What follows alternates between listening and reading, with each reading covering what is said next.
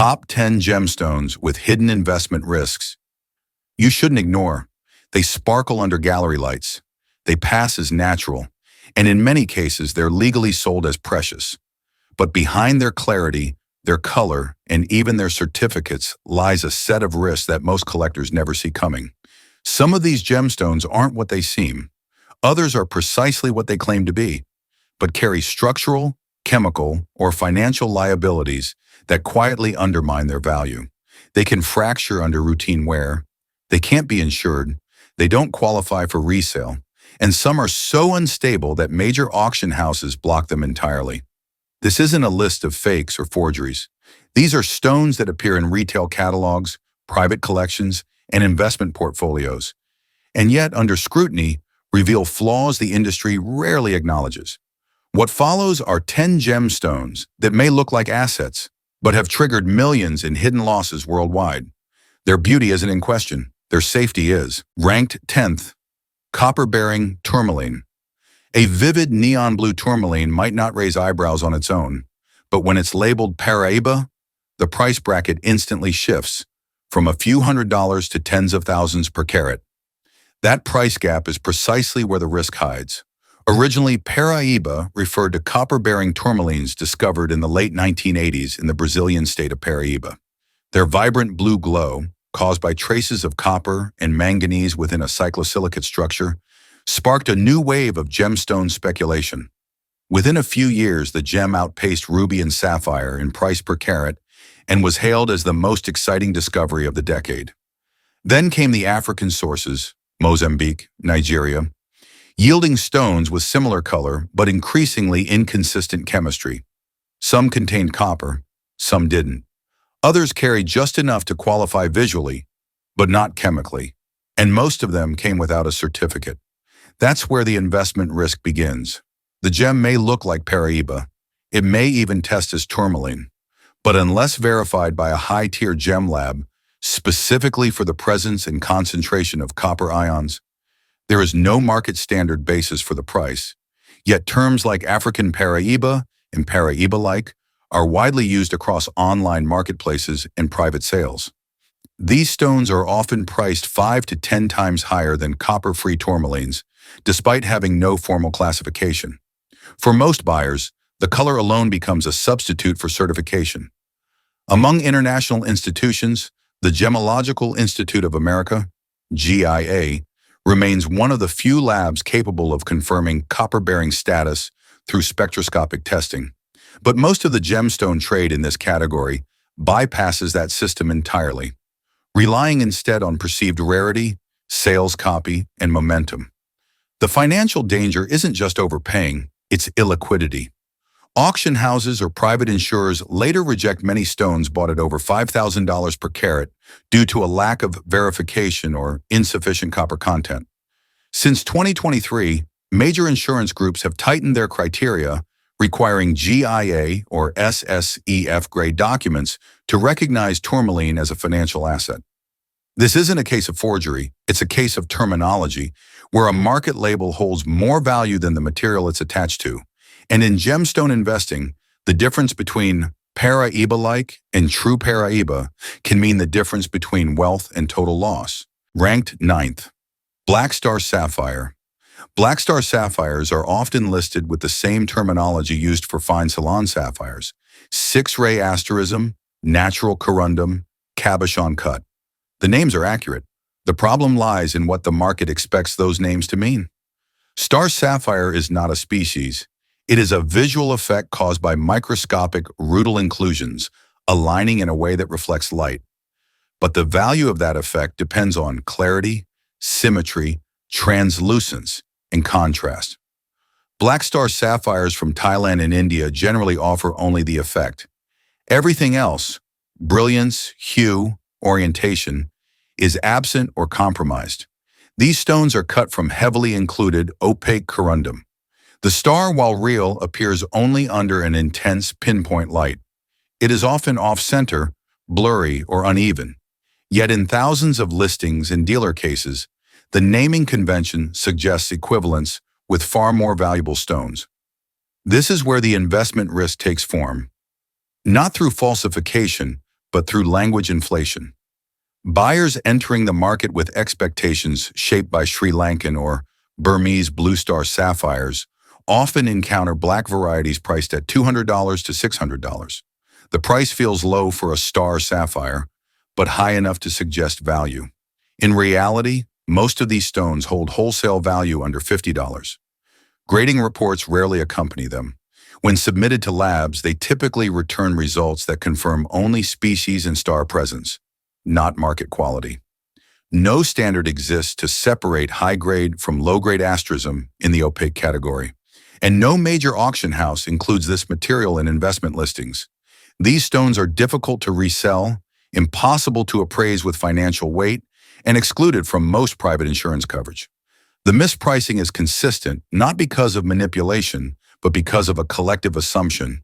The term star sapphire suggests rarity. It implies hierarchy. It creates a bridge in the mind between a $40 opaque stone and a $40,000 translucent gem. That bridge doesn't exist in reality, but it exists at the point of sale. For collectors who understand the difference, black star sapphire is harmless. A decorative stone, modest, honest. But for investors, it represents a fundamental disconnect between naming and pricing, between effect and substance, between market and liquidity. That gap is where loss begins. Quietly, repeatedly. Ranked 8th, blue amber. When viewed under warm sunlight, it glows blue. Under indoor lights, it fades to yellow. Under LED, it looks like plastic. Blue amber is not a consistent material. It's a condition, and that makes it fundamentally unstable as an investment. Scientifically, blue amber isn't truly blue. The effect is caused by fluorescent molecules in the resin, scattering UV-rich light, like a visual filter applied to fossilized tree sap. The base material remains golden brown. Only in specific lighting conditions does it reflect that highly marketable hue. Most specimens come from the Dominican Republic, a few from Indonesia. There is no grading standard, no fluorescence index, no gemological lab with a certification scale dedicated to this category. And yet prices for blue amber can exceed $2,000 per piece, even when the buyer has no way of verifying what they're looking at. This creates risk on 3 levels. First, misidentification. Sellers use UV-enhanced photos or stage lighting. Some substitute dyed copal, a younger, unfossilized resin that mimics amber's softness but lacks age and market acceptance. Second, lack of verification. No internationally recognized certificate authenticates the blue classification. GIA and other institutions may confirm amber as a substance, but cannot and do not assign value based on color shift or light response. Third, non-liquidity. Auction houses or insurance providers rarely accept blue amber. Its valuation is visual, subjective, and unverifiable. Reselling requires a buyer who both trusts the material and understands the lighting needed to perceive it. This is not a case of fraud. It's a case of conditional perception. The gem is real, the effect is real, but the asset, as an investment, is undefined. In financial terms, blue amber is an asset class with no baseline, no metrics, and no institutional backing. That doesn't make it worthless, but it makes it impossible to price with certainty or sell with confidence. Ranked 7th, color change garnet. In trade listings, color change garnet implies optical rarity, a stone that visibly transforms under shifting light. For most buyers, the reference point is clear. Alexandrite, a dramatic shift, a visible surprise, an asset powered by transformation. But garnet is not alexandrite, and most so-called color change garnets never deliver what the name implies. Scientifically, the effect in garnet is subtle. Its color variance is a function of the stone's internal trace elements, usually vanadium or chromium, interacting with differing spectral outputs between daylight and incandescent sources. The shift is fundamental, but often limited to narrow ranges: greenish-brown to purplish-red, orange to brownish-pink, or deep red to reddish-violet. Many examples only show measurable change when viewed through filtered light or lab-grade bulbs. Yet in the marketplace, there is no threshold, no laboratory, including GIA, enforces a minimum percentage of visible change required for the color change designation. Any variance, even if weak or detectable only under magnification, qualifies under current terminology. This opens a pricing gap that is nearly impossible to close. Dealers photograph under selective lighting, edit contrast curves, and showcase color extremes in side-by-side frames. The visual result appears impressive, but what's captured is not the stone's natural behavior. It's its best-case optical performance in a staged environment. Buyers absorb these expectations and bid accordingly. Prices between $500 to $3,000 per carat are not uncommon. The premium is not for rarity, it's for perceived change, the belief that the stone will reveal itself differently across environments. But in most natural conditions, the shift is either unnoticeable or underwhelming. Fluorescent lighting washes it out. Direct sunlight may overpower it. Even under incandescent light, the hue shift is often partial and murky. The certificate, if present, offers little protection. It may confirm species, origin, and treatment status. However, it does not certify the degree of color change or commit to the optical strength buyers expect. And here is where the investment risk sharpens. When the visual effect fails to manifest, the resale value collapses. Collectors walk away. Resellers reclassify it as generic garnet. Auction houses pass over the lot, and what was once priced at thousands becomes functionally indistinct from stones valued at less than $100. This is not a fault of the stone. It is a fault of the terminology and the absence of any regulating boundary between measurable behavior and marketable expectation. For investors, this represents a structural failure, a trade classification that overpromises by design and never guarantees the one factor the buyer's paying for. A visible change. Ranked 6th, Herkimer Diamond Quartz. It's marketed as a diamond. It isn't. It's labeled as rare. It's not. It's sold as metaphysical, luminous, even historic. However, it excels in branding but falls short in value, particularly for those viewing it as a long-term asset. Herkimer diamond is a misnomer. The stone is quartz, chemically, structurally, and optically distinct from diamond in every meaningful way. Its Mohs hardness is 7, its brilliance is soft, and its refractive index is low. It does not cut glass. It does not command rarity. It does not fit into any known gemological investment category. What it does offer is aesthetic curiosity, formed naturally with double terminations, a pointed crystal tip on each end. Herkimer quartz is visually striking. In its clearest form, it resembles a faceted stone, but this resemblance has turned into a pricing anomaly. Across thousands of listings, the term Herkimer diamond appears without qualification. Many sellers do not disclose the quartz identity. Others inflate the rarity, claiming local scarcity or metaphysical significance. Tourist markets, craft shops, and even metaphysical boutiques price stones at 10 to 20 times the value of clear quartz. There is no grading system, no certification standard, no resale pathway, no coverage under jewelry insurance. Herkimer quartz is not accepted in investment auctions or gemstone exchanges. It is not included in any internationally recognized gem registry for trading or valuation. Yet the term diamond persists, and with it, the illusion of stability. This is the risk. The stone itself is harmless. The mistake happens after purchase, when the owner attempts to resell or insure a piece with no defined market, no appraisal framework, and no historical price appreciation. The value was in the label, and that label, although legally permitted, is structurally inaccurate and has no weight when re-entry into the market is attempted. For collectors, Herkimer quartz has novelty appeal. For metaphysical buyers, it carries symbolic weight. But for investors, those looking for assets that can be verified, insured, or liquidated, it is a closed system, one that offers no exit. Ranked 5th, treated blue topaz. Of all gemstones sold as natural, few are as fundamentally industrial as blue topaz. Its color is not the result of geological chance, but of radiation exposure. Its rarity is not in its form, but in how carefully its origin is obscured. Nearly every blue topaz on the market began as colorless or pale material.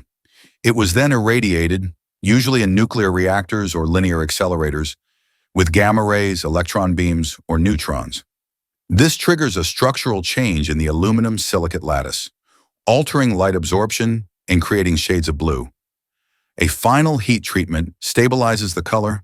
The process is legal. It is permanent, but it is rarely disclosed in full. Retailers market the outcome with names like Sky Blue, Swiss Blue, or London Blue, each referring to hue, not origin or treatment. The stone is listed as natural topaz, omitting that its appearance was engineered.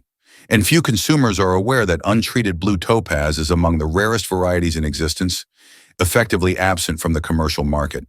The most saturated color, London Blue, requires neutron bombardment, followed by a cooling-off period that may last up to 1 year to reach safe radiation levels. But outside of regulatory bodies in the US, Europe, or Japan, these hold times are often skipped. Stones are shipped into the global market without documentation, transparency, or inspection.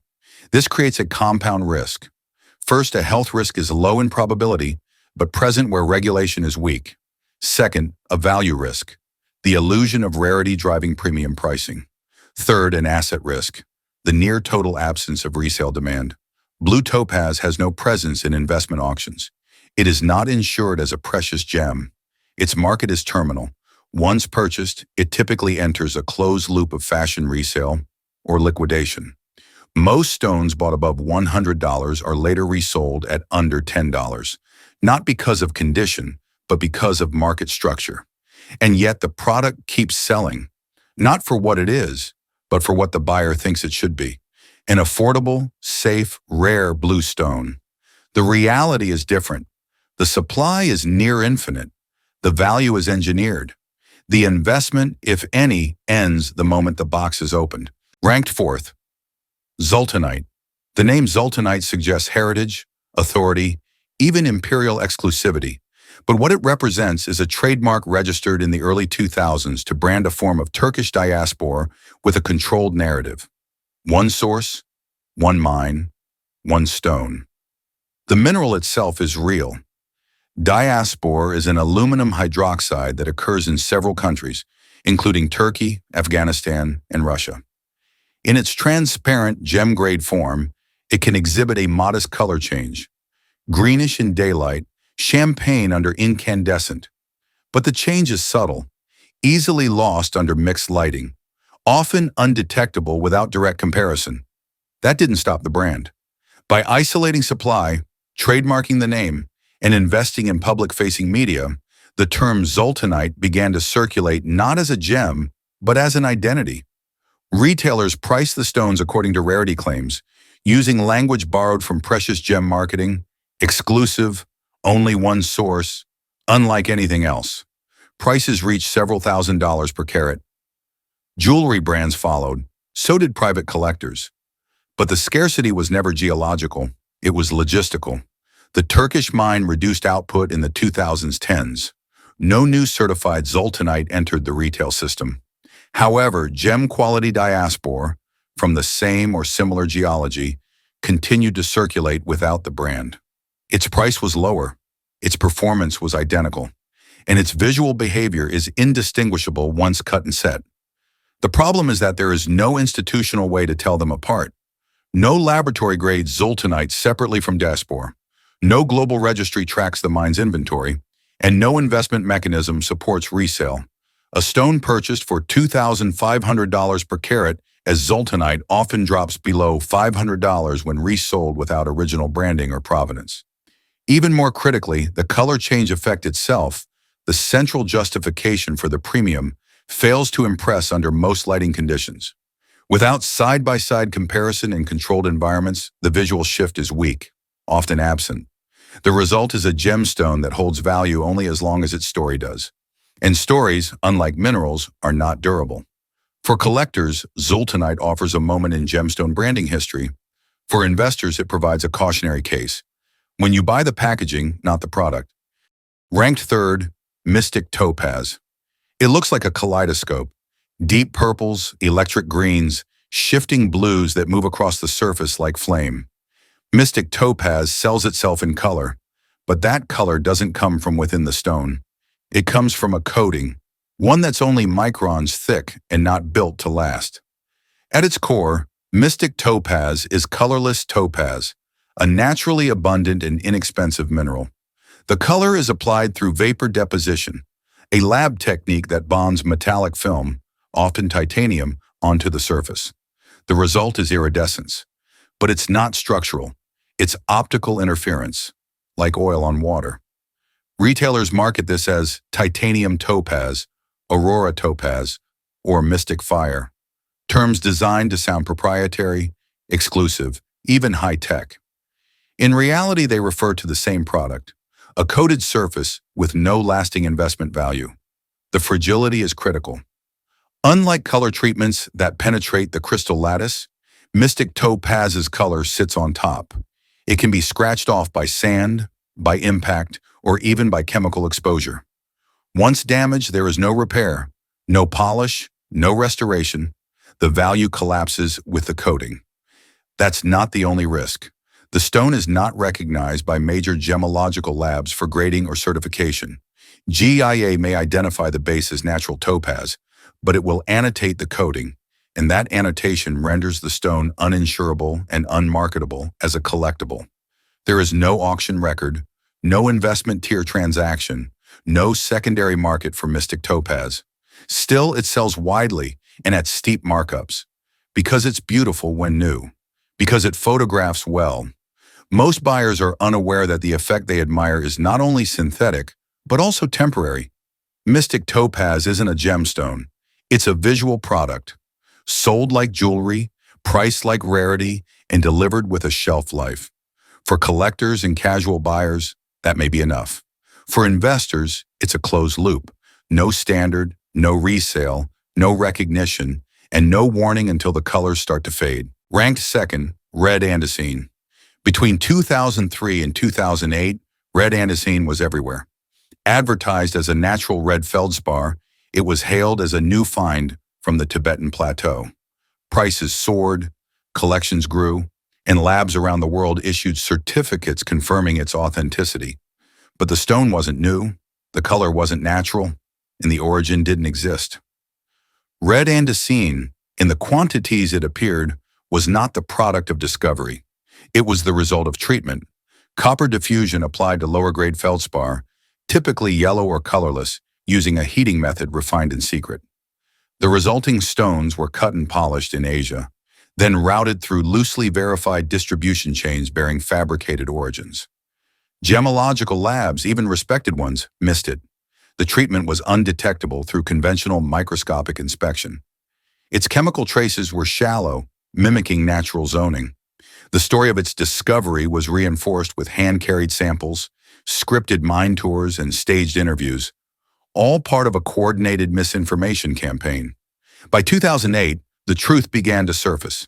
Independent gemologists conducted heating experiments and chemical analysis that exposed the process. Once verified, the collapse was swift. Certificates were revoked. Lawsuits followed. Some labs revised protocols. Others stayed silent. Dealers retracted claims or vanished, and prices crashed. Stones once sold at $300 per carat now struggle to fetch $15. Not because the material lacks beauty, but because it lost trust. Today, red Andesine still appears on the market, primarily through secondary platforms and unregulated sellers. Some listings disclose treatment, many do not. Older certificates, though scientifically invalid, continue to circulate. There is no audit trail, no standard, and no collector-based demand. The investment risk is no longer about science, it's about credibility. Once a gemstone loses its foundation, not just in geology, but in provenance, its market is no longer driven by value. It is driven by uncertainty. And uncertainty, in the world of asset-grade gemstones, has no resale channel. In first place, lead glass filled ruby. From a distance, it checks every box. Deep red hue, faceted sparkle, a clarity that suggests luxury. It passes as a ruby, visually. It may even pass basic gem testing. But the investment risk doesn't lie in whether it's real. It lies in how much of it isn't. Lead glass-filled ruby begins as a byproduct. Low-grade corundum, fractured, opaque, and discarded by traditional standards. These fragments are not refined. They are rehabilitated, using a process designed to override their flaws, not remove them. Each stone is heated, its cracks expand. Molten lead glass is then introduced, seeping into the fissures, filling them, fusing to the interior. When cooled, the glass solidifies, the surface gleams. The ruby appears reborn, except it isn't. What emerges is no longer a crystalline body of corundum. It is a hybrid, a structural dependency between stone and glass, where up to 40% of the visible surface is no longer mineral at all. This changes everything. The hardness drops, the stability weakens, the heat resistance fails. The optical properties, once rooted in the internal symmetry of ruby, now reflect the chaotic physics of a fractured stone held together by foreign matter. But none of this is visible in a display case, and that's the problem. These stones continue to enter the market labeled as ruby, sometimes disclosed as treated, sometimes not, often sold with certificates that mention heating but omit glass. Buyers, even knowledgeable ones, see the right color, the correct name, the proper light return. What they don't see is the collapse risk. Collapse isn't metaphorical, it's literal. An ultrasonic cleaner, a prong adjustment, a soldering torch, a wetting, a single moment of stress, and the glass shatters. The illusion ends. But even that is secondary to the financial structure. Lead glass-filled rubies are not insurable by jewelry carriers. They are not accepted at auction. They are not eligible for high-value appraisals. They are not liquid, not in trade shows, not in secondary markets, not in professional portfolios. Once purchased, they become terminal assets, beautiful, marketable, seemingly precious, and yet economically unreturnable. The gemstone isn't the liability. The language around it is. Ruby suggests uniformity, longevity, geologic resilience. These stones offer none of that. But until the buyer understands the chemical architecture beneath the polish, the illusion of value remains intact, just long enough to become irreversible. Some risks are easy to recognize: cracks, synthetics, counterfeits. But the most dangerous ones are embedded within legitimacy itself. Stones sold under familiar names, supported by real science, but misaligned with investment reality. What you've just seen are 10 gemstones where the failure isn't in beauty or geology, it's in assumptions. Assumptions about resale, about liquidity, about what it means for a gem to hold value. In a market where clarity and certification are no longer enough, understanding structural risk is no longer optional. It's the baseline. Let us know which one resonates with you in the comments, and don't forget to like and subscribe to our channel for more content like this.